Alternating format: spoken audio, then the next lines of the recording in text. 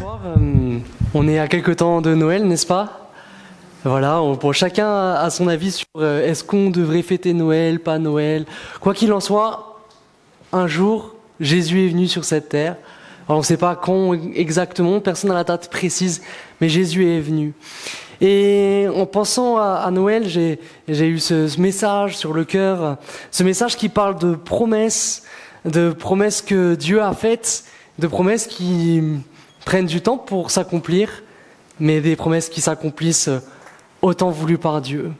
Et en fait, je voudrais nous encourager ce soir, tout simplement au travers de ce message. Peut-être que tu as reçu une promesse de la part de Dieu il y a quelques années, peut-être trop d'années pour toi. Peut-être que tu es découragé par le poids des années, tu es découragé par ces circonstances qui sont tellement défavorables.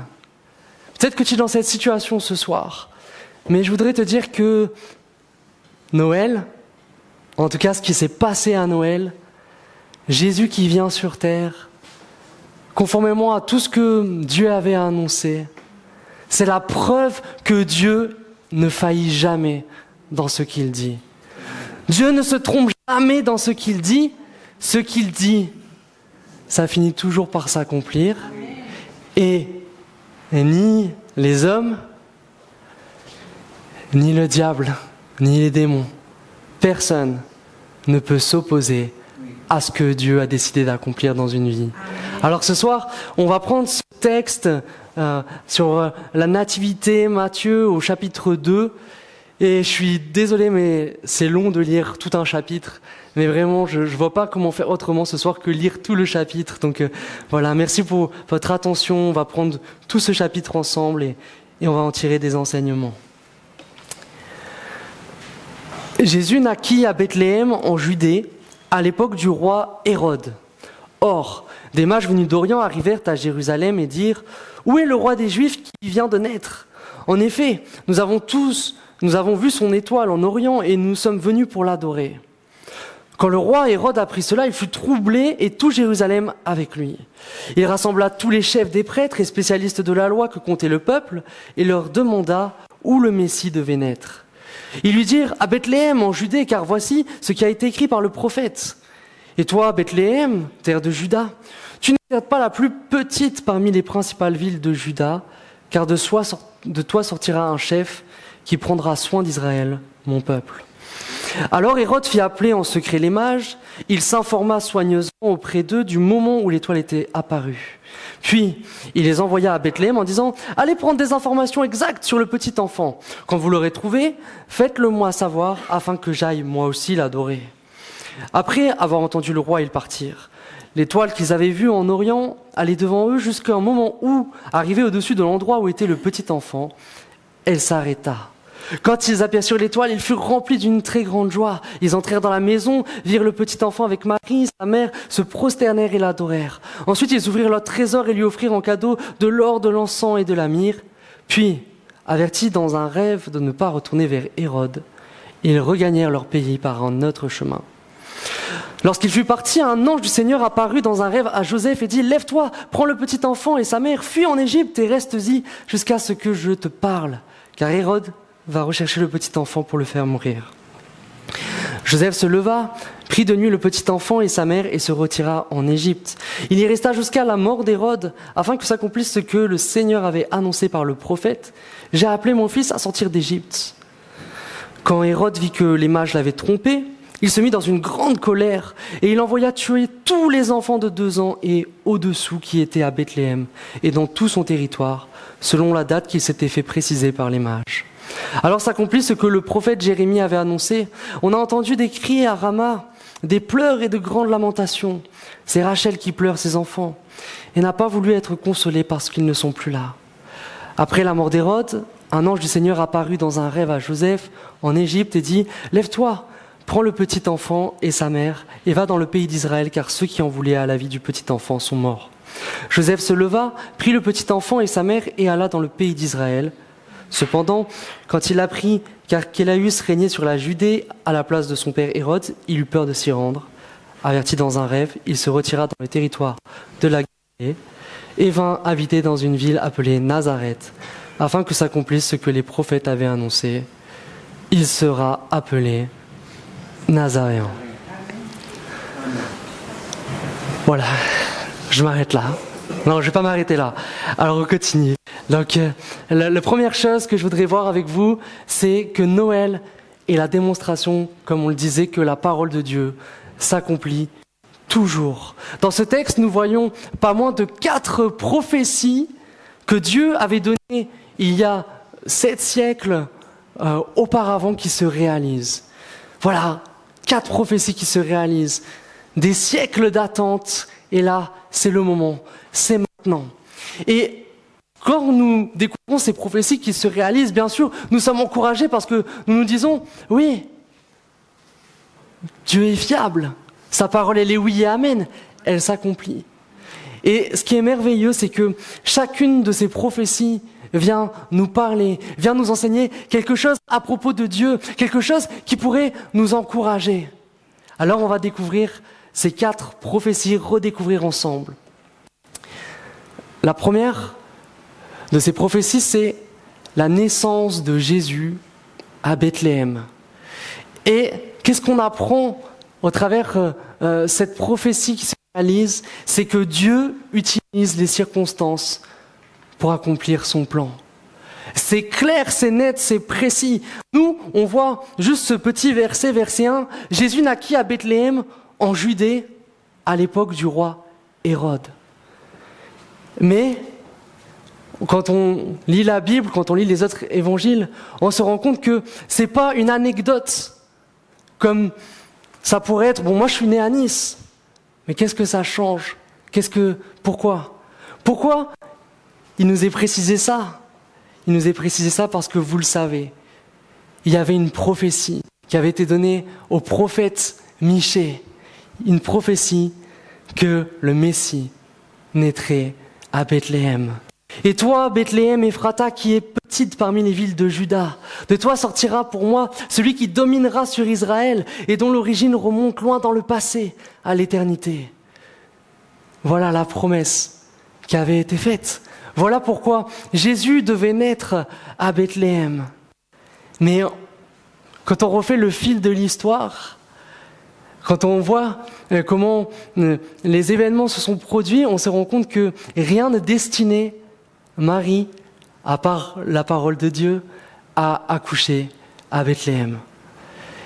Et ça, c'est tellement important de le souligner. Joseph et Marie vivaient à Nazareth. Donc, vous n'avez peut-être pas été à Nazareth, moi non plus. Mais aujourd'hui, j'ai Internet. Et grâce à Internet, je sais que Nazareth est à 110 km de Bethléem. Ok. En voiture, c'est quelques heures. Ok, ça dépend du conducteur. Je pensais à quelqu'un, mais je ne peux pas le dire. Mais ils n'avaient pas la voiture. Ok? Et donc c'était à pied. À pied. Donc c'était quoi? 3-4 jours avec des étapes. Mais ma femme, il y a quelque temps, elle était bien enceinte. Jusqu'à 9 mois. Mais quand elle était bien enceinte, on ne faisait pas des grandes balades, vous voyez? Et elle était vite fatiguée. Alors, comment se fait-il que Marie, quand elle est proche du terme, elle se lance dans un tel périple? Comment se fait-il? Mais vous le savez comment se fait-il? C'est que tout était prévu. En fait, s'ils étaient si loin de chez eux, s'ils ont dû faire ce voyage, c'est parce que nous découvrons dans Luc au chapitre 2 qu'à cette époque parut un édit de l'empereur Auguste qui ordonnait le recensement de tout l'empire. Ce premier recensement eut lieu pendant que Quirinus était gouverneur de Syrie. Tous allaient se faire inscrire, chacun dans sa ville d'origine. Joseph aussi monta de la Galilée, de la ville de Nazareth, pour se rendre en Judée dans la ville de David, appelée Bethléem, parce qu'il était de la famille et de la lignée de David. Il y alla pour se faire inscrire avec sa femme, Marie qui était enceinte. Et qu'ils étaient là, au moment où Marie devait accoucher arriva, et elle mit au monde son fils premier-né. Pourquoi avoir fait ce déplacement? tellement pas intuitif. C'est parce que il y avait à cette époque-là ce recensement, un recensement qui avait été décidé par l'empereur Auguste de tout l'Empire. Et c'était quelque chose, à l'époque, au moment où c'est arrivé, d'inédit dans son règne. Vraisemblablement, il n'avait pas fait de recensement. Alors, nous, avec les yeux de la foi, nous considérons qu'il ne s'agit pas d'un hasard. Il n'y avait pas de hasard. Dieu était maître des circonstances. Dieu savait tout. Alors, pour accomplir ses plans, il a tout mis en œuvre. Soit il a fait tomber enceinte Marie par l'action du Saint-Esprit, dans le bon timing, en prévision de ce qu'il savait déjà, le fait que l'empereur allait déclencher ce recensement, soit, et c'est peut-être vers cette hypothèse que je penche, il avait incliné le cœur et les pensées de cet empereur, le plus puissant homme à cette époque, pour qu'il fasse ce qu'il avait prévu, pour que, par ce moyen, il fasse venir Marie, celle qu'il avait choisie, pour faire naître son enfant Jésus à Bethléem. Parce que nous voyons dans la Bible que, dans Proverbe 21, le cœur du roi est un courant d'eau dans la main de l'Éternel, et il incline partout où il veut. Dieu a incliné le cœur de Pharaon, Dieu a incliné le cœur du roi de Babylone. Dieu peut tout. Alors, en quoi ça nous encourage ? En quoi ça nous encourage ? Eh bien, ça nous encourage parce que des fois, ça nous paraît tellement impossible, tellement compliqué que les choses arrivent. Mais j'ai l'assurance que si Dieu fait quelque chose dans ma vie, alors il mettra tout en œuvre pour que les circonstances soient dans le sens de l'accomplissement de sa promesse. Oui, Dieu est le maître des circonstances. Ça paraît impossible, mais y a-t-il quelque chose d'étonnant de la part de l'Éternel ? Il est celui qui peut incliner le cœur des rois. Il est celui qui peut, même s'il le désirait, que Macron t'appelle demain et dise « Oui, j'ai eu votre lettre que vous avez adressée à l'Élysée, et votre cas me touche, et je vais faire quelque chose. » Si Dieu est dans l'affaire, rien n'est impossible. Il l'a fait par le passé, et il peut le faire pour toi. Amen. Deuxième prophétie qui se réalise, la fuite et le retour d'Égypte. Et j'appellerai ce passage Dieu qui transforme l'adversité en opportunité. On a vu dans les versets que nous avons lus qu'à un moment donné, donc les mages sont venus adorer Jésus, ils partent. Et là, au verset 13, un ange du Seigneur apparut dans un rêve à Joseph et dit « Lève-toi, prends le petit enfant et sa mère, fuis en Égypte et reste-y jusqu'à ce que je parte, car Hérode va rechercher le petit enfant pour le faire mourir. » Et donc à ce moment-là, Joseph se leva, tout de suite il part en Égypte et il y reste jusqu'à la mort d'Hérode. Et il nous est dit que tout cela est arrivé pour que s'accomplisse la parole annoncée par le prophète « J'ai appelé mon fils à sortir d'Égypte ». Cette prophétie, nous la voyons dans Osée, au chapitre 11, verset 1. Il nous est dit « Israël est jeune, je l'aimais, et j'ai appelé mon fils à sortir d'Égypte ». Ce qui est fort dans ce passage, c'est que Dieu savait pertinemment quelle serait l'hostilité d'Hérode des siècles avant, au moment de la naissance de Jésus. Hérode, il naîtrait des siècles plus tard. Hérode, personne ne pouvait savoir qui il serait. Mais Dieu savait tout. Et Dieu savait qu'il y aurait dans le cœur de cet homme l'hostilité. Et dans sa préscience des sentiments de cet homme, il a utilisé le sentiment de cet homme pour accomplir son plan. C'est lui, Dieu, qui a appelé son fils à sortir d'Égypte. Et pour cela, il a utilisé l'adversité.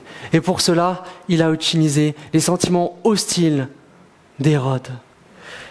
Et dans la Bible, il est écrit dans Ésaïe 45, 7, je forme la lumière et je crée les ténèbres. Je donne la prospérité et je crée l'adversité. Moi, l'Éternel, je fais toutes ces choses. Et face à l'adversité, on peut tous être effrayés. On peut se dire, Dieu, t'es où? Dieu, tu m'as fait des promesses, mais aujourd'hui, j'ai l'impression d'être devant une porte fermée que je ne peux pas franchir. J'ai l'impression que tu m'as emmené dans une voie de garage. Dieu, t'es où? Dieu, t'es où? Mais Dieu a prévu que parfois dans ta vie tu auras des moments d'adversité. Dieu a prévu que parfois des gens te seront hostiles. Dieu n'est pas étonné. Et plus encore, il utilise l'adversité comme un moyen pour nous conduire, nous ses enfants. Alors c'est dur, quand on est face à un mur, de se dire que c'est Dieu. Mais parfois, c'est Dieu qui le permet. Mais au travers de cela, il nous conduit. Amen. Troisième prophétie, le crime d'Hérode. Et là, ça nous parle de Dieu qui permet la souffrance, certes, mais qui prévoit toujours une consolation. Donc là, nous avons vu au verset 16 que Hérode, à un moment donné, se rend compte que les mages l'ont trompé. Là, il se met en colère et là, il va faire quelque chose de terrible, quelque chose d'impardonnable. Il va tuer des enfants. Alors s'accomplit ce que le prophète Jérémie avait annoncé. On a entendu des cris à Rama, des pleurs et de grandes lamentations. C'est Rachel qui pleure ses enfants et n'a pas voulu être consolée parce qu'ils ne sont plus là. Pour nous, je trouve que c'est dur de lire ce passage. Parce que, de prime abord, on se dit que, en fait, Dieu savait d'avance quel serait le crime d'Hérode. Puisqu'il avait annoncé des siècles auparavant que ça allait se passer. Il le savait d'avance. Et on pourrait être plein de pourquoi. Pourquoi tu savais d'avance? Et pourquoi tu l'as permis quand même? Et ce soir, on n'aura pas la réponse de pourquoi les difficultés, pourquoi les souffrances. Ce soir, on peut juste constater la souveraineté de Dieu. Dieu fait ce qui lui plaît. Qui sommes-nous pour contester avec lui? Vous connaissez Job qui contestait avec Dieu, mais Dieu lui a dit, mais où étais-tu quand j'ai formé la terre? Où étais-tu? On ne peut pas contester avec Dieu. Dieu est souverain. Mais, en prévision des souffrances qu'il y allait avoir pour Israël, Dieu avait déjà prévu une parole de consolation. Et la prophétie que se réalise se trouve dans Jérémie 31, verset 15. Et donc, je l'ai cité, je l'ai lu avec vous. Mais les versets suivants disent « Voici ce que dit l'Éternel. Retiens tes pleurs. Et là, Dieu, compensation pour ta peine, déclare l'Éternel. Ils reviendront du pays de l'ennemi. Il y a de l'espoir pour ton avenir, déclare l'Éternel. Tes enfants reviendront dans leur territoire. » Oui, Dieu avait déjà prévu une parole de consolation pour ces familles qui ont vraiment existé, ces familles qui ont été endeuillées. Il leur disait, mais retenez vos larmes, il y aura une compensation pour ce que vous avez vécu. Je vais faire quelque chose pour vos familles, je vais faire quelque chose pour Israël. Je vais rendre justice. Il y a toutes ces choses-là que Dieu a prévu de faire. Et toi qui te trouves dans une situation incompréhensible, toi qui aujourd'hui te sens tellement triste de l'intérieur, Dieu n'a jamais été pris à défaut. Dieu ne t'a jamais abandonné. Tu comprends pas? Dieu a permis, c'est vrai. Et on comprend pas toujours pourquoi Dieu permet les choses. Mais ce qui est sûr, c'est que il a déjà prévu pour toi une consolation à la mesure de ce que tu as vécu. Dieu a pour toi une consolation. Il avait pour ces gens une consolation, il a pour toi une consolation. Il y a quelque chose qui va te faire vivre à nouveau.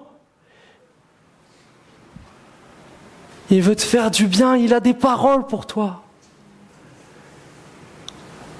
Ne le rejette pas. Mais va à son contact, va dans le lieu secret et dis-lui, tu ne comprends pas tout, mais tu as certainement des paroles pour moi, mais tu as certainement un avenir, tu as certainement une espérance. Amen. Quatrième prophétie. La provenance du Messie dans la ville de Nazareth. Et ça nous parle de Dieu qui choisit les choses folles de ce monde. Nous avons vu qu'à un moment donné, Joseph est en Égypte, il prit l'enfant pour aller en Israël. Là, il a peur d'aller en Galilée. Et donc, il a peur d'aller en Judée. Et donc, il se retire en Galilée. Et là, il vient habiter dans une ville appelée Nazareth. Afin que s'accomplisse ce que les prophètes avaient annoncé, il sera appelé Nazaréen. Alors, sous contrôle de Monsieur, je ne vois pas de prophétie parlant directement du fait que Jésus sera appelé Nazaréen. Je n'ai pas trouvé de versets qui disent exactement ces mots-là. Mais par contre, je vois des versets qui parlent du fait que Jésus serait méprisé. Ça, j'ai dans la Bible. Ça, nous avons Ésaïe 53, verset 3. Il est méprisé, le Messie. Et qu'est-ce que l'on constate lorsqu'on s'intéresse un peu à comment étaient considérés à cette époque-là les gens qui étaient de Nazareth? Les gens qui étaient de Nazareth étaient méprisés par Israël. Et nous voyons dans Jean 1, verset 46, cet homme Nathanaël qui dit « Peut-il sortir quelque chose de bon de Nazareth ?» Et quelque part, quand on l'appelle Nazaréen, en fait, on le méprise. Et c'est de ça dont il est question ici. Du mépris que Jésus allait subir de beaucoup de gens. Mais si le Père a décidé d'abaisser son Fils au rang de méprisé, c'est pour démontrer encore de manière plus flagrante sa puissance. Oui, Dieu choisit les choses folles de ce monde pour confondre les fortes. Et moi, ça m'encourage. Parce que, vous savez, vis-à-vis des promesses de Dieu, on peut se sentir bien petit, n'est-ce pas ? Dieu te dit de faire quelque chose. Moi, Dieu me disait, tu vas prêcher la parole, mais comment je fais ? Je suis tout rouge parce que je suis trop timide quand je vais demander une baguette à ma boulangère. Et moi, je vais prêcher la parole. Quoi ? Dieu me dit, mais oui, mais maintenant tu vas faire avocat. Quoi ? Moi, je vais faire ça. Et puis les gens autour, il va faire ça, lui. Et puis, peut-être le mépris. Vous savez, avant que je rentre dans le ministère, il y a un pasteur qui m'a dit « Non, mais toi, je ne sens pas que tu vas rentrer dans le ministère parce que tu n'es pas charismatique. » Pardon ? Le mépris. C'était une valeur d'être charismatique pour être pasteur, n'est-ce pas ? Mais, même si tu n'es pas le mieux placé à tes propres yeux, même si tu n'es pas le mieux placé aux yeux de ceux qui t'entourent, Dieu t'a choisi, n'en doute pas. Et s'il a promis d'accomplir quelque chose sur ta vie, il l'accomplira certainement. Et rien ni personne ne pourra s'y opposer. Alors ce soir, tu peux être encouragé. Dieu ne s'est pas trompé, il sait exactement ce qu'il fait. Alors, j'avance et pour conclure sur ce premier point, nous avons vu que la parole de Dieu se réalise toujours. Mais force est de constater que tous dans ce passage ne l'ont pas vu s'accomplir. Ce qui me frappe, c'est que ceux qui ont eu la joie de voir le Messie, de l'adorer, ce n'ont pas été les religieux de Jérusalem, mais les mages venus d'Orient, des gens qui vraisemblablement étaient de Perse ou d'Arabie. Comment c'est possible ? Comment c'est possible que les personnes les mieux placées, les religieux de Jérusalem, qui avaient finalement la connaissance des Écritures, comment se fait-il que ce ne soit pas eux finalement qui aient vu la promesse s'accomplir? Comment se fait-il? Et comment se fait-il que, informés par ces mages d'Orient que Jésus venait de naître, le Messie d'Israël, comment se fait-il qu'il n'ait pas été adoré? Comment se fait-il qu'il soit passé à côté de cette promesse de Dieu qui s'est réalisée conformément à son plan au temps voulu? Ça nous parle peut-être du fait que parfois avec le temps, et c'est comme ça que je commençais ce message, on est découragé en fait. Peut-être qu'ils étaient découragés, ça faisait des siècles qu'on leur disait oui, un Messie va venir. Et puis quand le jour est arrivé et qu'on leur a dit oui, ça y est, c'est là, ils ont dit je vais pas perdre mon temps. Je l'ai tellement vu, je l'ai tellement entendu. J'ai désespéré d'espérer.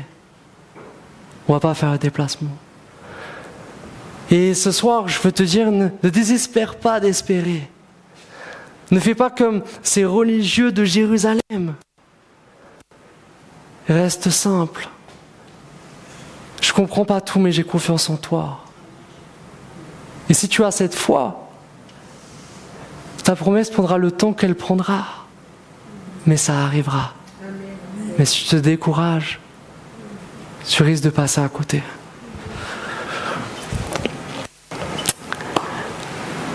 La deuxième chose que je voudrais vous partager, et je vais essayer de ne pas être trop long ce soir, mais c'est que Noël est la démonstration de l'impuissance des hommes et du diable à s'opposer à ce que Dieu a déclaré. Et c'est vraiment ce que je note dans ce passage. Tout s'accomplit selon ce que Dieu avait annoncé d'avance. Mais ça n'a pas été un long fleuve tranquille, on l'a vu. Mais le roi Hérode qui régnait sur la Judée, lui, il ne veut pas que le plan de Dieu s'accomplisse. Lui, il va s'opposer de manière perfide à l'accomplissement du plan de Dieu.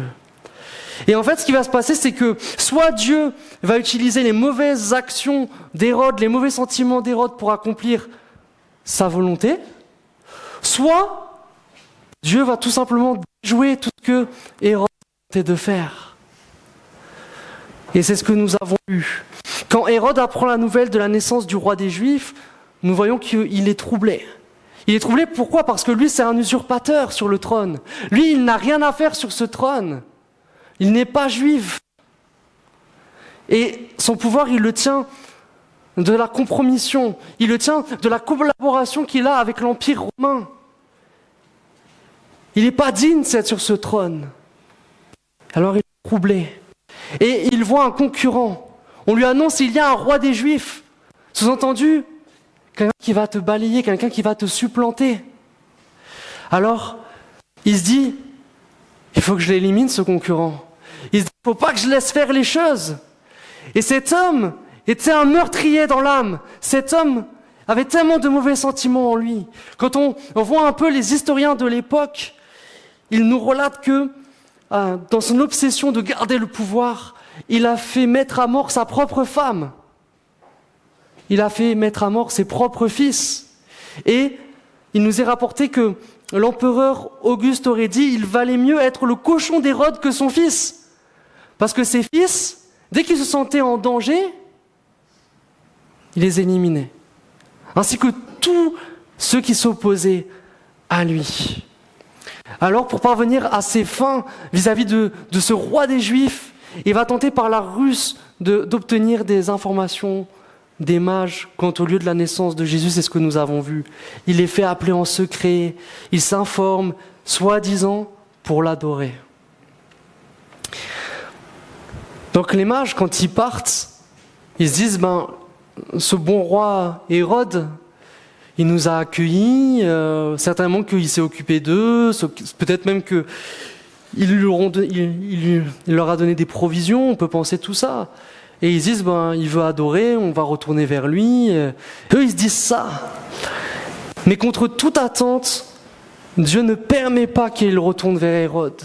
Dieu va utiliser un moyen extraordinaire. Il va leur donner un rêve. Alors peut-être qu'il l'a donné à l'un d'eux, peut-être même qu'il l'a donné à tous ces mages. Mais en tout cas, il nous a dit qu'il les avertit dans un rêve de ne pas retourner vers Hérode. Et donc eux, ils quittent le pays par un autre chemin. Première fois, Dieu fait échec. Deuxième fois, au bout d'un moment, Hérode se dit, mais ces mages-là, ça fait quand même longtemps qu'ils auraient dû être là. Et puis là, il se rend compte qu'en fait, ils n'ont pas honoré cet engagement qu'ils avaient pris devant lui. Alors, là, il va prendre cette décision terrible que l'on a vue. Il se dit, je vais devoir tuer tous ceux qui ont moins de 2 ans, tous les garçons, non seulement à Bethléem, mais dans tout le territoire de Judée que je gouverne. Et alors que ça aurait pu être la fin du plan de Dieu, avant même que Hérode ait connu le fait que les mages avaient quitté le pays, au moment même où les mages sont partis, un ange apparut à Joseph pour le prévenir, pour lui dire qu'il fallait, pour dévoiler le plan d'Hérode et pour le faire fuir en Égypte. Et finalement, jusqu'à présent, pour Hérode, ça avait fonctionné de conserver son trône par le meurtre. Jusqu'à présent, il avait eu un certain succès. Mais là, il est face à Dieu. Et Dieu a toujours une longueur d'avance. Et Dieu l'a tenu en échec. Et ce qui m'encourage, bien plus que le simple fait que cet homme ait été mis en échec, c'est qu'au-delà de Hérode l'homme, je vois l'échec du diable. Dans ce passage, il est question de l'échec du diable. Parce que c'est lui, le diable, qui a inspiré les actes d'Hérode, l'usurpateur, le menteur, le meurtrier. C'est lui qui a été derrière tout ça, c'est lui qui était à la manœuvre. Parce que le diable a toujours peur des promesses de Dieu. Parce que le diable sait que la parole de Dieu, elle est puissante, qu'elle peut tout changer. Et non seulement Hérode a été troublé, mais Satan a été troublé de cette nouvelle. Parce que ça fait des milliers d'années que Dieu avait dit que de la descendance de la femme naîtrait celui qui lui écrasera la tête. Alors, il avait peur. Alors, il a commencé à faire un tas de choses et on a vu que tout ça était vain. Tout ça était vain. Et la vérité, c'est que derrière les difficultés que chacun nous traversons, et quand Dieu nous parle, quand Dieu a une promesse, et plus grande est la promesse, plus grandes sont les difficultés. Plus grandes sont les difficultés. Parce qu'il y a cet enjeu spirituel. Parce que le diable a horreur de voir des hommes et des femmes qui rentrent dans les promesses de Dieu et qui portent du fruit pour la gloire du Père. Il a horreur de ça. Et ne soyons pas étonnés. Ne soyons pas étonnés. Vous savez, les personnes les plus éprouvées, les personnes qui ont le plus d'opposition, c'est les personnes qui portent le plus de fruits. Paul à Timothée a dit « Tous ceux qui voudront vivre de manière pieuse seront persécutés. » Tous ceux qui voudront faire la volonté de Dieu, tous ceux qui seront attachés à Dieu plus qu'à toute autre chose, seront persécutés. Parce que derrière, c'est le diable, le persécuteur. Éphésiens 6, nous n'avons pas à lutter contre la chair et le sang. Il y a cette réalité. Mais ce qui est merveilleux, c'est que, au travers de ce passage, nous voyons que nous ne devons pas être apeurés parce que le diable veut faire de nos vies des embûches qu'il va dresser devant nous. Ce que nous voyons dans ce passage, c'est que Dieu est infiniment plus grand que le diable. Infiniment plus grand. Et quand je relis ce passage, je vois que Dieu avait donné des indications assez précises dans les Écritures, des Écritures que le diable connaissait sur d'où devait naître le Messie. On savait qu'il devait naître à Bethléem. On savait un certain nombre de choses et le diable le savait. Et ce qui est fort, c'est que nous savons que le diable ne sait pas tout, donc il n'est pas omniscient. Et on peut penser que lorsque les mages sont venus voir Hérode pour dire que le Fils, le Messie était né, on peut penser que par là, Dieu a permis officiellement que le diable sache que le Fils était né. Donc on peut le penser. Il l'a prévenu en fait. C'est comme si Dieu avait prévenu, voilà, ça arrive. Et la réalité, c'est que ça arrive, et alors, qu'est-ce que tu peux faire? La vérité, c'est que c'est comme si Dieu avait mis un défi au diable. Et alors, qu'est-ce que tu peux faire? Et le diable ne peut rien. Malgré qu'il avait certains éléments entre ses mains, il a été réduit à l'impuissance. Il avait avec lui un royaume, il avait avec lui des armées. Et face à ce royaume, ces armées, il y avait un couple modeste. Une femme qui venait d'accoucher il y a quelque temps, un homme d'un certain âge, un petit bébé. Mais Dieu était avec eux. Et comme il était avec eux, le diable ne pouvait rien faire. Et de la même manière, le diable ne peut rien contre toi et moi. De la même manière, il ne peut rien contre toi et moi, parce que nous sommes cachés en Christ.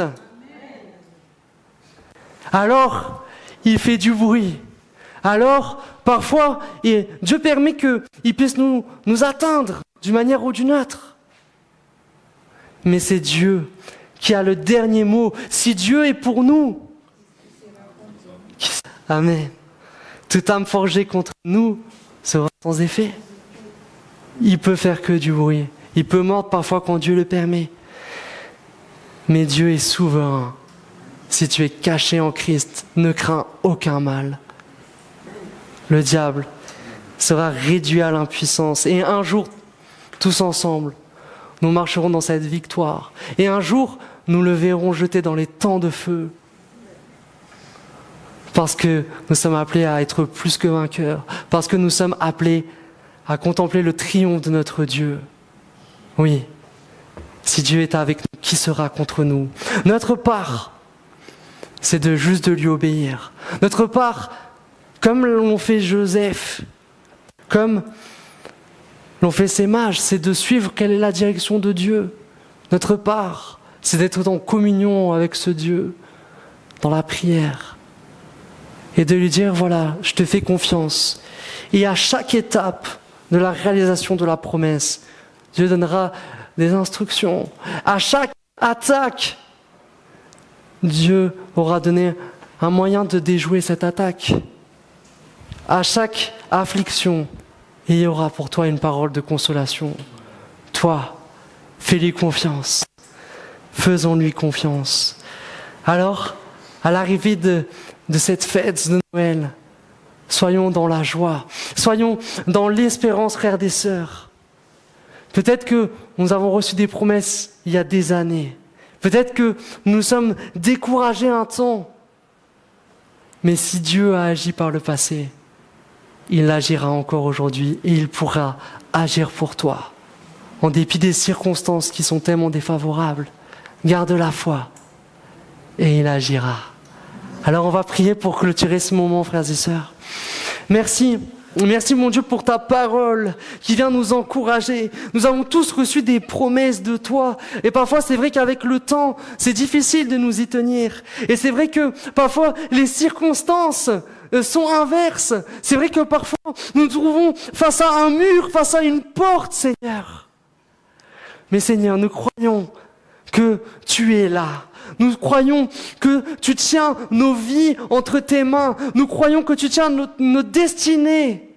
Nous croyons que tu veilles sur l'accomplissement de ta parole ce soir. Et je prie, mon Dieu, que la foi de plus en plus puisse être encouragée, renouvelée, Seigneur.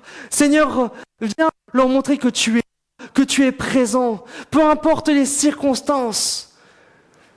Seigneur, fais-nous ressentir que tu nous guides, que tu nous conduis. Et que cette parole ne soit pas simplement une parole qu'on oublie ce soir, mais qu'elle vienne s'inscrire par le Saint-Esprit dans nos cœurs. Oui, Seigneur, donne de l'assurance à chacun ce soir. Donne une espérance renouvelée à chacun ce soir. Que nos foi ne défaille pas, Seigneur, mais que nous puissions entrer dans ces promesses merveilleuses que tu as pour nos vies. Je prie dans le nom de Jésus, celui qui fait naître la foi et qui l'amène à la perfection. Amen. Amen. Amen.